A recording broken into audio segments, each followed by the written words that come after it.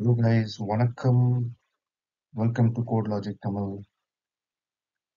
இன்னைக்கு நம்ம ரொம்ப முக்கியமான கான்செப்ட், ஹூப்ஸ் கான்செப்ட், ஜாவா ப்ரோக்ராமிங்ல பார்க்க போறோம். இது ரொம்ப ஒரு அடிப்படையான ஒரு ஃபவுண்டேஷன் கூட சொல்லலாம். நீங்க ஒரு பிகினர், இல்லை ஒரு இன்டர்மீடியேட், ஒரு எக்ஸ்பீரியன்ஸ்டு ஜாவா டெவலப்பர், இல்லை ஒரு லேர்ன் பண்ண ஸ்டார்ட் பண்ணியிருக்கீங்க, யாரா இருந்தாலும் சரி, இந்த கான்செப்டை வந்து நீங்க ரொம்ப அண்டர்ஸ்டாண்ட் பண்ணி கிளியரா வச்சுக்கணும். ஏன்னா இதுதான் ஒரு ஃபவுண்டேஷன் மாதிரி ஜாவா ப்ரோக்ராமிங்ல, object oriented programming structure. So இதை பற்றி நம்ம என்னன்றதை டீட்டெயிலாக பார்ப்போம். அதுக்கு முன்னாடி சப்ஸ்கிரைப் பண்ணாதவங்களாம் சப்ஸ்கிரைப் பண்ணுங்க. உங்கள் சப்போர்ட்டை எனக்கு கொஞ்சம் கொடுங்க. நெக்ஸ்ட் கண்டென்ட் கிரியேட் பண்ண எனக்கு ஹெல்ப்ஃபுல்லாக இருக்கும். ஸோ இங்கே பாருங்க, இந்த ஸ்லைடில் abstraction, encapsulation, inheritance and polymorphism, இந்த நாளும் வந்து சேர்ந்து தான் அந்த ஊப்ஸ் கான்செப்ட்.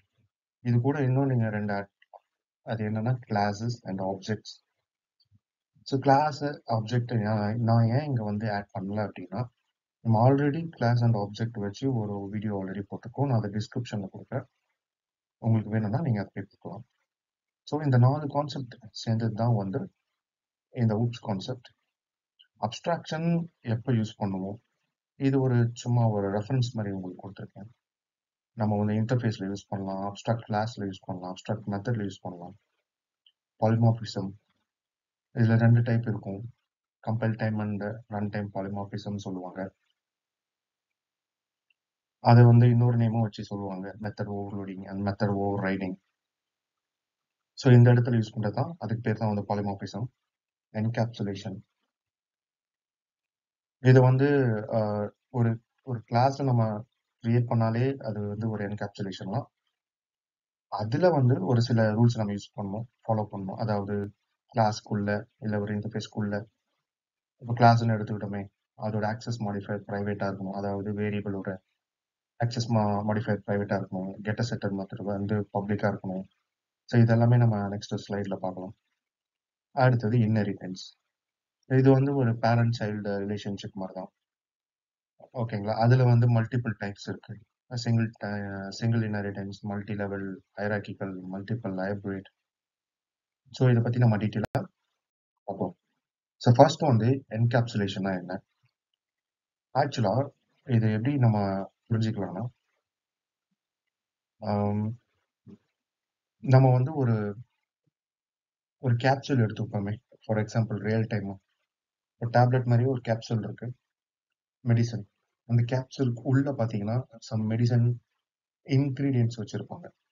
நான் கேப்சூலை ஓப்பன் பண்ணி நம்ம வந்து அந்த மருந்தை சாப்பிட போறதில்லை. அப்படியே கேப்சூலை தண்ணி ஊற்றி நம்ம முழுங்க போகிறோம்.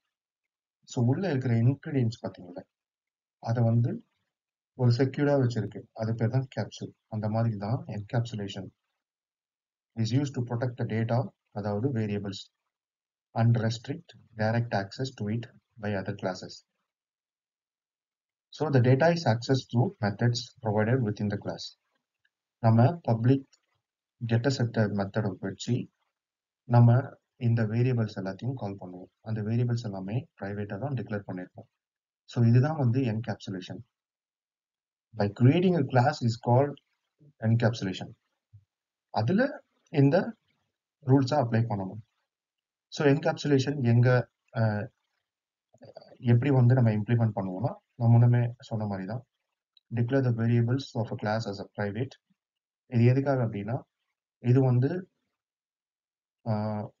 மற்ற கிளாஸ் இருந்து இந்த டேட்டாவை ஹைட் பண்ணி வைக்கும், அதாவது மறைமுகமா வச்சிருக்கும். To prevent direct access. டைரக்டா நம்மளால கால் பண்ண முடியாது. கால் பண்ணணும்னா இந்த மாதிரி பப்ளிக் கெட்டர் செட்டர் மெத்தட்ஸ் வச்சு நம்ம இதை கால் பண்ணிக்கலாம். ஸோ நம்ம கிட்ட பப்ளிக் கெட்டர் அண்ட் செட்டர் மெத்தட்ஸும் இருக்கணும். ஸோ இதுதான் வந்து இம்ப்ளிமெண்ட் பண்ணக்கூடிய ஸ்டெப்ஸ். ஃபைனலாக நம்ம சம்மரி பாயிண்ட்ஸ் பார்த்துடலாம். அதாவது இது வந்து என்ஷூர் பண்ணும் எதனா, இன்டர்னல் டேட்டா, ஒரு கிளாஸுடைய இன்டர்னல் டேட்டா, அதாவது வேரியபிள்ஸ்லாம் இருக்குல்ல, அது இஸ் இடன் அண்ட் டைரக்ட் ஆக்சஸ் கொடுக்காது. நம்ம கெட்டர் செட்டர் மூலியமா தான் நம்ம வந்து இந்த இன்டர்னல் டேட்டாவை வந்து கால் பண்ண முடியும். இது எதுக்காக அப்படின்னா data security, integrity, and you can add logic to prevent invalid data from being set. நம்மளால நம்ம கூட ஈஸியா மெயின்டைன் பண்ணவும் முடியும், அதே சமயத்துல ரொம்ப மாடியுலராகவும் நம்மளால வச்சுக்க முடியும். ஸோ என்கேப்சுலேஷனோட யூசேஜ் இதுதான். இது one of the part of the OOPS concept. OOPSன்றத ஆப்ஜெக்ட் ஓரியன்ட் ப்ரோக்ராமிங் ஸ்ட்ரக்சர்னு சொல்லுவாங்க, இல்லைன்னா ஆப்ஜெக்ட் ஓரியன்ட் ப்ரோக்ராமிங் சிஸ்டம் சொல்லுவாங்க. ஸோ இது ஒரு பார்ட். நான் ஆல்ரெடி சொன்ன மாதிரியே ஒரு ரியல் டைம் எக்ஸாம்பிள் இந்த மாதிரி திங்க் பண்ணிக்கோங்க. ஒரு கேப்சூல் இருக்கு, அதாவது மெடிசன். அதுக்குள்ள பாத்தீங்கன்னா நிறைய இன்கிரீடியன்ஸ் வச்சிருப்பாங்க. But you can't directly access them. நம்ம என்ன பண்ணுவோம், டைரக்டா அந்த கேப்சூல் அப்படியே போட்டு முழுங்கிடுவோம். ஓகேங்களா? அதே மாதிரி தான் in ஜாவால this is like a class where the data variables are written, usually private, and can be accessed only through methods getter and setters. So இப்போ உங்களுக்கு புரிஞ்சிருக்கும்னு நினைக்கிறேன். நம்ம ஒரு சாம்பிள் கோட் பார்த்துடலாம். நான் ஒரு கிளாஸ் வச்சிருக்கேன், ஸ்டூடெண்ட். இங்க பாருங்க, பிரைவேட் வேரியபிள்ஸ், அதாவது ஸ்ட்ரிங்னு ஒரு நேமும் இன்ட்னு ஒரு ஏஜ் அப்படின்ற வேரியபிள் வச்சிருக்கேன். ஆனா அதுக்கு முன்னாடி பிரைவேட் அப்படின்றத ஆக்சஸ் மாடிஃபை யூஸ் பண்றோம். ஏன்னா என்கேப்சுலேஷன் நான் பண்றதுனால இது ஒரு ரூல். ஆனா இந்த நேம்க்கும் ஏஜுக்கும் getter and setter, get age, get name, set age, set name நாம கிரியேட் பண்ணணும். ஏன்னா வேற ஒரு வெளியில இருந்து ஒரு கிளாஸ்ல நான் இந்த ஸ்டூடெண்ட்ல இருக்க நேம் ஏஜ் ஆக்சஸ் பண்ணணும்னா டைரக்டா பண்ண முடியாது. இந்த getter name and set name, இந்த கெட்டர் செட்டர் மெத்தட்ஸ் வச்சு தான் என்னால பண்ண முடியும். ஸோ இதுதான் வந்து ஒரு example code encapsulation. Next topic, inheritance. பேசிக்கா உங்களுக்கு ஆல்ரெடி நீங்க அதில் ஒர்க் பண்ணியிருப்பீங்க, எல்லாம் தெரியும். பட் கொஞ்சம் நம்ம டெப்தா போயிட்டு கம்ப்ளீட்டா அண்டர்ஸ்டாண்ட் பண்ணிக்கிட்டோம்னா நம்ம எங்க போய் எப்போ கோட் எழுதினாலும் இந்த கான்செப்ட்ஸ் எங்க நமக்கு தேவைப்படுதோ அந்த இடத்துல நம்ம இம்ப்ளிமெண்ட் பண்ணிக்கலாம். ஸோ இந்த இன்ஹெரிட்டன்ஸ் என்னன்னா, லைக் ஒரு பேரண்ட் கிளாஸ் இருக்கு, ஒரு சைல்ட் கிளாஸ் இருக்குன்னு வச்சுக்கோமே. அப்படி இல்லைன்னா base class or child class. இது என்ன பண்ணணும்னா one class to inherit properties, அதாவது ப்ராப்பர்ட்டிஸ் இங்க என்ன மென்ஷன் ஆகுதுன்னா நம்ம யூஸ் பண்ற வேரியபிள்ஸ், அதாவது ஃபீல்ட்ஸ், அப்புறம் மெத்தட்ஸ் ஃப்ரம் another கிளாஸ். ஒரு பேரண்ட் கிளாஸ்ல என்னென்ன வேரியபிள்ஸ் மெத்தட்ஸ் இருக்கோ அதை எல்லாமே நான் இன்ஹெரிட் பண்ணிக்கலாம். எதுலன்னா இன்னொரு கிளாஸ், சப் கிளாஸ், இல்லைன்னா சைல்ட் கிளாஸ். இது எதுக்காக அப்படின்னா this promotes code reuse and hierarchical classification. கோடை வந்து நம்ம ரீயூஸ் பண்ணிக்கலாம். மறுபடியும் நான் போயிட்டு ஒரு புது மெத்தட் எழுதி இல்லை புது வேரியபிள்ஸ் டிக்ளேர் பண்ணி நான் யூஸ் பண்றதுக்கு பதிலாக என்கிட்ட ஆல்ரெடி ஒரு கிளாஸ்ல எனக்கு தேவையானது காமனா இருக்கு, நான் அதை அப்படியே இன்ஹெரிட் பண்ணிக்கிறேன். அதுதான் இந்த கான்செப்ட் இன்ஹெரிட்டன்ஸ். இன்ஹெரிட்டன்ஸ் எப்படி ஒர்க் ஆகுது? பேரண்ட் கிளாஸ், அதாவது சூப்பர் கிளாஸ்ன்னு சொல்லுவாங்க. The class whose properties and methods are inherited by another class. Child class என்ன பண்ணும்? The class that inherits from the parent class. Class Aன்னு ஒன்று இருக்கு, class Bன்னு ஒன்று இருக்கு. நான் இந்த class Bல class Aல இருக்கிற வேரியபிள்ஸ் அண்ட் மெத்தட்ஸை அப்படியே நான் யூஸ் பண்ணிக்கலாம். முக்கியமான பாயிண்ட்ஸ் என்னன்னா, இன்ஹெரிட்டன்ஸோட advantages reusability, extensibility and hierarchical structure. So இதுதான் இதோட யூசேஜ், கம்ப்ளீட் யூசேஜ். ஸோ இது வந்து ஒரு ரியல் டைம் எக்ஸாம்பிள் நான் சொல்லணும்னா, ஒரு பேரண்ட் சைல்டு ரிலேஷன்ஷிப் வச்சுக்கோமே. ஒரு சைல்டு வந்து இன்ஹெரிட்ஸ் செர்டன் ட்ரைட்ஸ், லைக் அந்த பேரண்ட்ஸோடைய அப்பாவோடையோ இல்லை அம்மாவோடையோ பெண்கள் அப்படியே வந்து அந்த குழந்தைக்கு வரும், இருக்கலாம், வந்திருக்கலாம். இல்லை ஹைட் அந்த மாதிரி இருக்கலாம், இல்லை ஒரு எப்படி சொல்றது, பார்க்கறதுக்கு அப்படியே நெட்டோவா இருப்பாங்க. ஸோ இது எல்லாமே வந்து ஒரு சைல்டு வந்து பேரண்ட்ஸ் கிட்ட இருந்து கிடைக்கிறது. அதே மாதிரி தான் ஜாவால a child class, subclass inherits fields and methods from the parent class. So இந்த எக்ஸாம்பிள் உங்களுக்கு அண்டர்ஸ்டாண்டபிளா இருக்குன்னு நினைக்கிறேன். இது ஒரு எக்ஸாம்பிள் கோட். இந்த அனிமல்ன்றது என்னோட பேரண்ட் கிளாஸ், அதுக்குள்ள 2 மெத்தட் இருக்கு, சவுண்ட், ஈட். சைல்டு கிளாஸ்னு ஒன்று இருக்கு, அது பேர் தான் டாக். இப்போ இந்த சைல்டு கிளாஸ்ல என்கிட்ட ஒரு சவுண்டுன்ற மெத்தட் மட்டும் இருக்கு. நான் என்ன பண்றேன், எக்ஸ்டென்ஸ் அப்படின்ற கீவேர்டு யூஸ் பண்றேன். ஏன்னா நம்ம இன்ஹெரிட்டன்ஸ் கான்செப்ட் இங்க அப்ளை பண்றதுனால. ஸோ எக்ஸ்டென்ஸ் இந்த பேரண்ட் கிளாஸ் அனிமலை நான் இங்க எக்ஸ்டெண்ட் பண்ணிக்கிறேன். அப்படி பண்ணும்போது என்ன ஆகும்னா, இதுல இருக்கிற இந்த ரெண்டு மெத்தடையும் என்னால யூஸ் பண்ணிக்க முடியும். எங்கன்னா இந்த டாக் கிளாஸ்க்குள்ள நான் மறுபடியும் போயிட்டு ஈட்ன்னு சொல்லி ஒரு மெத்தட் கிரியேட் பண்ணணும்னு அவசியம் இல்லை. அந்த மாதிரி தான். ஸோ இந்த மெயின் கிளாஸ்ல இந்த ஆப்ஜெக்ட் நான் கிரியேட் பண்ணிக்கிறேன், இந்த டாகுக்கான ஆப்ஜெக்ட். இப்போ அந்த டாக் டாட் அப்படின்னு நான் வச்சேன்னா, இந்த டாக் கிளாஸ்க்குள்ள என்ன இருக்கு, சவுண்டுன்ற மெத்தட் மட்டும் தானே இருக்கு. அப்போ அது மட்டும் தானே வரணும். இங்க எப்படி ஈட் வந்தது, ஈட்ன்றது எங்க இருந்து வருது, இந்த பேரண்ட் கிளாஸ்க்குள்ள இருக்கிற ஈட் மெத்தட். ஸோ அந்த ஈட் இங்க வந்திருக்கு. ஸோ இதுதான் வந்து இன்ஹெரிட்டன்ஸ். நம்ம மறுபடியும் இங்க ஒரு மெத்தடை எழுதி கிரியேட் பண்ணி அதை யூஸ் பண்றதுக்கு பதிலா ஆல்ரெடி பேரண்ட் கிளாஸ்ல இருக்கிற ஒரு மெத்தடை நான் அப்படியே யூஸ் பண்ணிக்கிறேன். இதனால என்ன ஆகுதுன்னா, நான் கோட் ரீயூஸ் பண்றேன். ரீயூசபிலிட்டி, எக்ஸ்டென்சிபிலிட்டி. ஸோ இந்த மாதிரி நிறைய அட்வான்டேஜஸ் இருக்கு. இப்போ நான் மை டாக் டாட் ஈட்னு கொடுத்தேன்னா, இங்க எழுதியிருக்கிற அனிமல் இஸ் ஈட்டிங் அப்படின்றது பிரிண்ட் ஆகும். அதே மாதிரி இந்த டாக் டாட் சவுண்ட் நான் கொடுத்தேன்னா, இங்க இருக்கிற டாக் பாக்ஸ் அப்படின்றது பிரிண்ட் ஆகும். ஸோ இதுதான் ஒரு இன்ஹெரிட்டன்ஸ் உடைய எக்ஸாம்பிள் கோட். நெக்ஸ்ட் பாலிமார்பிசம் போவோம். ஆக்சுவலா பாலிமார்பிசம் இது ஒன் ஆஃப் த ஒரு அட்வான்டேஜ் இட்ஸ் கான்செப்ட். ஸோ இந்த பாலிமார்பிசம் என்ன பண்ணுதுன்னா, allows objects to be treated as instances of the parent class while still behaving in their specific way. The word polymorphism means many forms. அதாவது ஒரு டாஸ்கை பலவிதமா செய்யறதுக்கு பேரு தான் polymorphism. அதாவது இதுல ரெண்டு டைப் இருக்கு. கம்பைல் டைம் சொல்லுவாங்க, ரன் டைம்னு ஒன்று சொல்லுவாங்க. அப்படி இல்லையா மெத்தட் ஓவர்லோடிங் சொல்லுவாங்க, இன்னொன்று மெத்தட் ஓவர் ரைடிங் சொல்லுவாங்க. The method to be called is determined at compile time. அதாவது நம்ம கோடை எழுதி எக்ஸிக்யூட் பண்ணும்போது கம்பைலேஷன் நடக்கும் பார்த்தீங்களா, அப்போ வந்து இந்த விஷயம் நடக்கும், டிட்டர்மைண்ட் ஆகும். ஸோ அதுக்கு பேர் தான் கம்பைல் டைம் பாலிமார்பிசம், அதாவது மெத்தட் ஓவர்லோடிங் சொல்லுவாங்க. ரன் டைம் பாலிமார்பிசம்ன்றது method to be called it's determined at run time.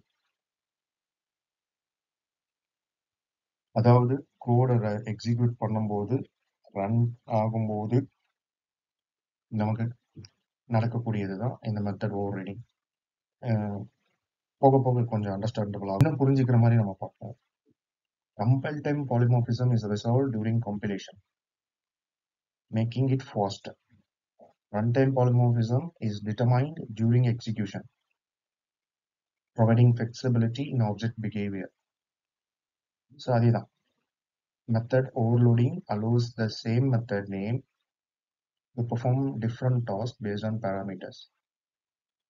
Method overloading allows a child class to be modified the behavior of a method inherited from the parent class. அதாவது இத ஒரு real time ஒரு எக்ஸாம்பிளா சொல்றேன். நம்ம ஒரு ஸ்டோருக்கு போறோம், ஏதோ ஒரு விஷயம் ப்ராடக்ட்டோ சம்திங் ஏதோ வாங்குறோம், பர்ச்சேஸ் பண்றோம். நம்ம பேமெண்ட் பண்ணுவோம்ல, கிரெடிட் கார்டு வச்சு நீங்க பே பண்ணலாம், இல்ல கூகுள் பே வச்சு பே பண்ணலாம், பேபால் வச்சு பே பண்ணலாம். ஆனா action is the same. Payment பண்றதுக்கான ஆக்ஷன் வந்து சேம் தான். பட் அதுக்கு பின்னாடி நடக்கிற the process behind each payment method is different. ஒரே விஷயம் தான் பண்ண போறோம், அது டிஃப்ரெண்டா பண்றது, அதுக்கு பேரு தான் வந்து polymorphism. even though the goal paying is the same. நம்ம பே பண்ண போறோம், அதை எப்படி பே பண்ண போறோம், அதுதான் இந்த பாலிமார்பிசம். நீங்க இப்ப ரிலேட் பண்ணிக்கலாம் ப்ரோக்ராமிங்கோட. This is how the polymorphism allows different payment types to be handled uniformly. So in the method overloading allows multiple methods with the same name. அதாவது இப்ப நான் என்கிட்ட வந்து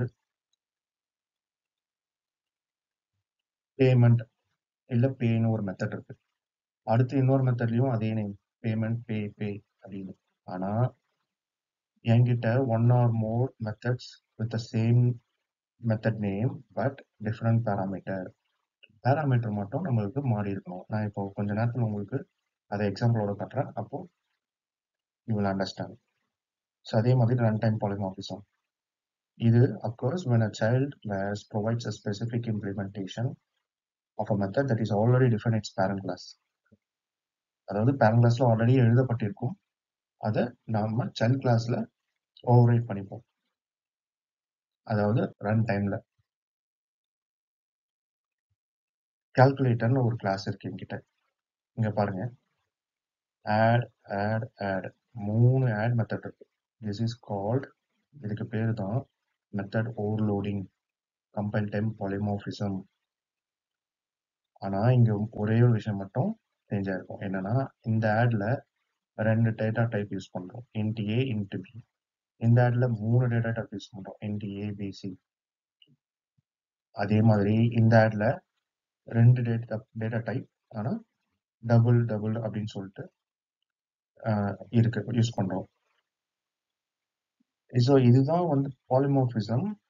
யூ கேன் ஹேவ், அதாவது நம்ம கிட்ட more than one same common method name but with different parameters. ஓகேங்களா? இப்போ நான் மெயின் கிளாஸ் போயிட்டேன், கால்குலேட்டர் ஆப்ஜெக்ட் கிரியேட் பண்ணிக்கிட்டேன். இந்த கால்குக்குள்ள டாட் ஆட்னு நான் சொல்லி கால் பண்றேன், 2 வேரியபிள் பாஸ் பண்றேன், 5,10ன்னு. இது நேரா போயிட்டு இந்த ஆட், இந்த மெத்தடை எக்ஸிக்யூட் பண்ணும், அதோட அவுட்புட்டை பிரிண்ட் பண்ணிடும், 5 + 10 15 அந்த மாதிரி. ஸோ இப்போ இந்த தேர்ட் மெத்தடை கால் பண்ணணும்னு வைங்களேன், 2 பேராமீட்டர் யூஸ் பண்ணியிருக்கேன், ஆனால் டேட்டா டைப் வந்து டபுள். ஸோ தேர்ட் மெத்தட் வந்து டபுள்ன்றதுனால 5.5 10.5 இது டபுளோட டேட்டா டைப்பா. ஸோ நான் இப்படி கால் பண்ணும்போது இதை தான் எக்ஸிக்யூட் பண்ணும். இந்த 3 வேரியபிள் கொடுத்து நான் கால் பண்ணேன்னா இந்த மெத்தட் எக்ஸிக்யூட் பண்ணும். ஆனால் மெத்தட் நேம் எல்லாம் காமன் தான். ஸோ இதுக்கு பேர் தான் வந்து கம்பைல் டைம் பாலிமார்பிசம். அது அப்படி இல்லைன்னா மெத்தட் ஓவர்லோடிங் சொல்லுவாங்க.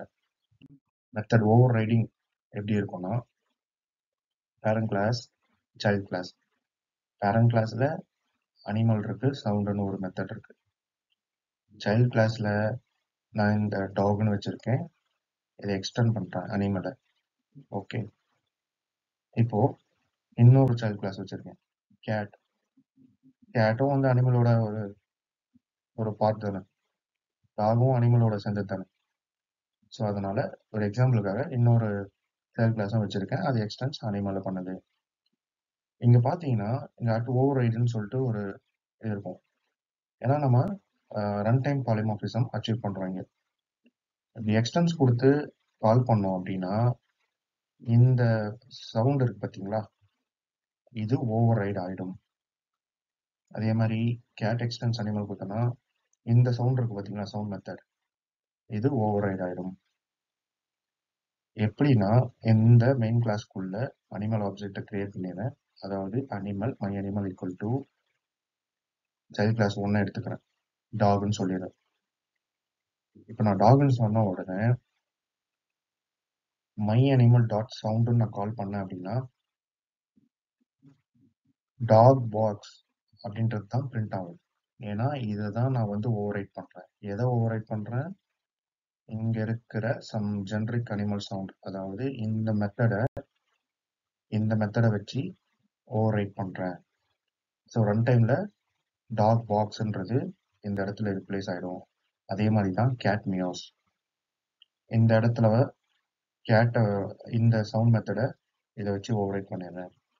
ஸோ இதுக்கு பேரு தான் வந்து ரன் டைம் பாலிமார்பிசம். ஸோ உங்களுக்கு புரிஞ்சிருக்கும்னு நினைக்கிறேன். Compel time polymorphism, run time polymorphism எல்லாத்துக்குமே ஒரு சின்ன சின்ன ப்ரொசீஜர் இருக்கு, ஒரு ரூல் இருக்கும். நம்ம அப்படியே அதை ஃபாலோ பண்ணோம்னா அந்தந்த கான்செப்டை நம்ம எடுத்துக்கலாம். ஸோ ஃபைனலி அப்ஸ்ட்ராக்ஷன்,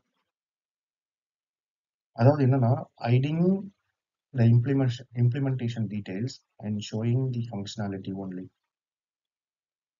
இதுதான் மெயின் ஒரு பாயிண்டா நம்ம வந்து எடுத்துக்கலாம்.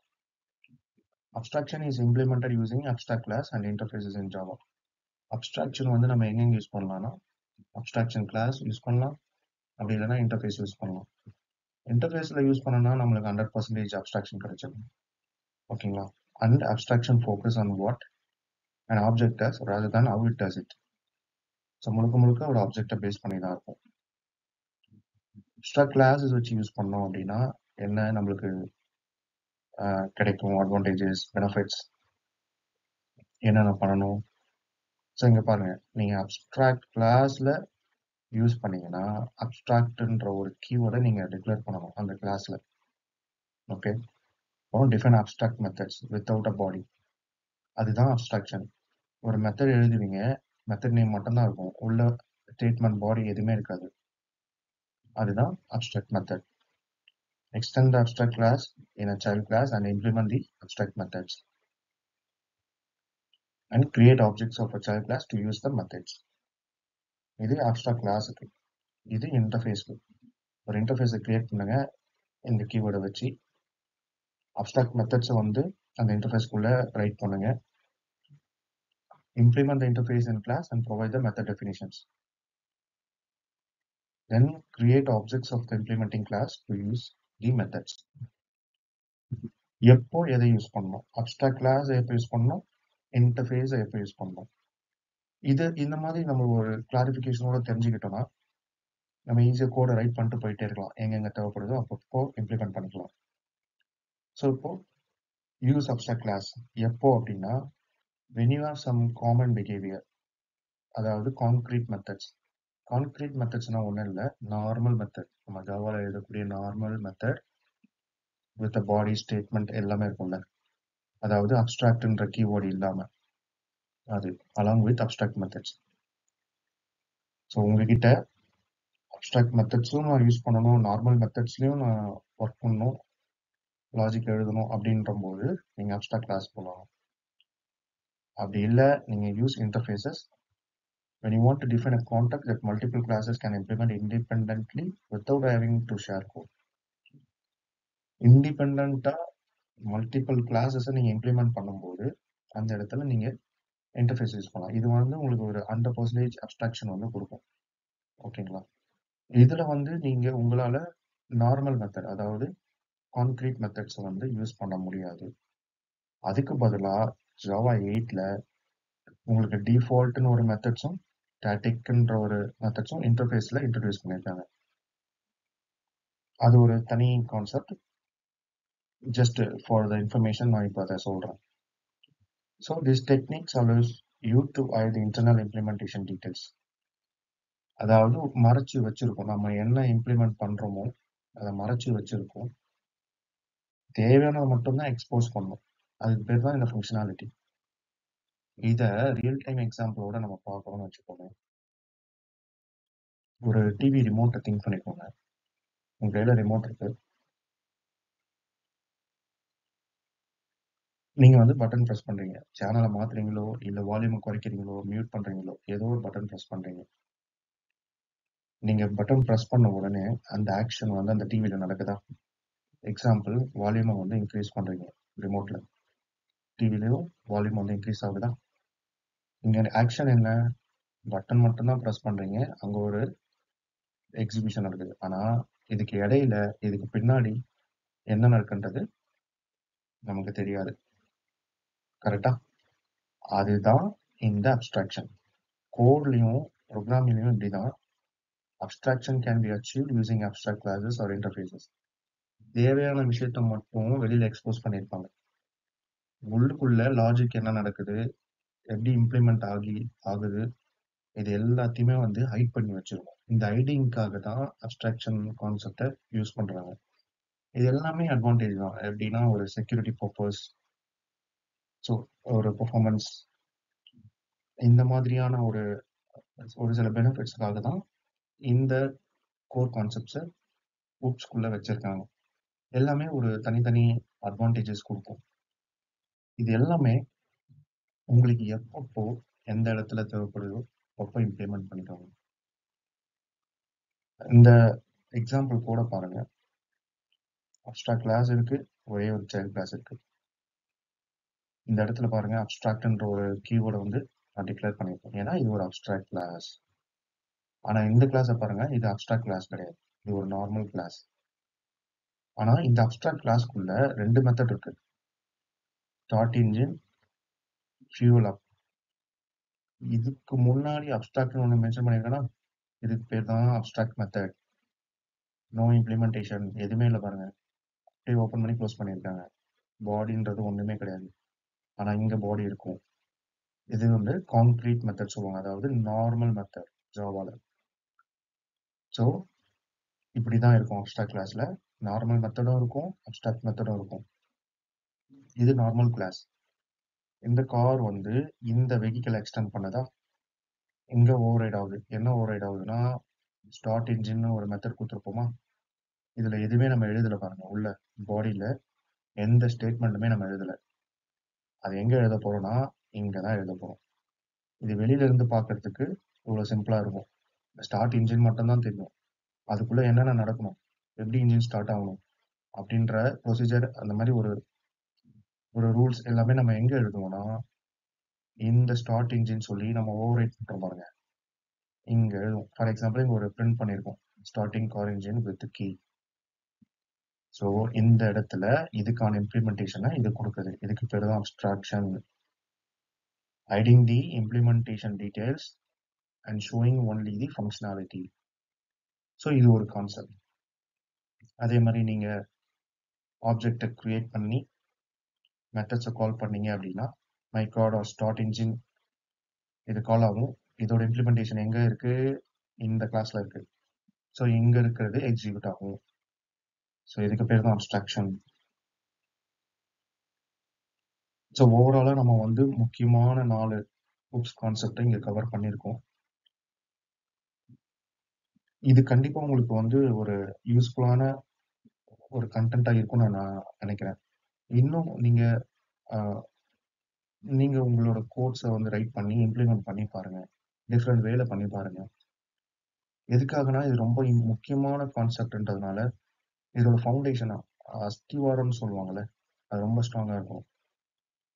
இது நம்ம நல்லா கம்ப்ளீட்டாக புரிஞ்சுக்கிட்டோம் அப்படின்னா நம்ம எழுத போகிற பெரிய பெரிய கோட் அப்ளிகேஷன்ஸ் எல்லாமே வந்து ஈஸியாக நம்மளை வந்து ஹேண்டில் பண்ணலாம். Security wise, organised wise, performance wise, எல்லா இடத்துலையும் நம்மளால் கவர் பண்ண முடியும். So thank you so much and happy learning. Bye.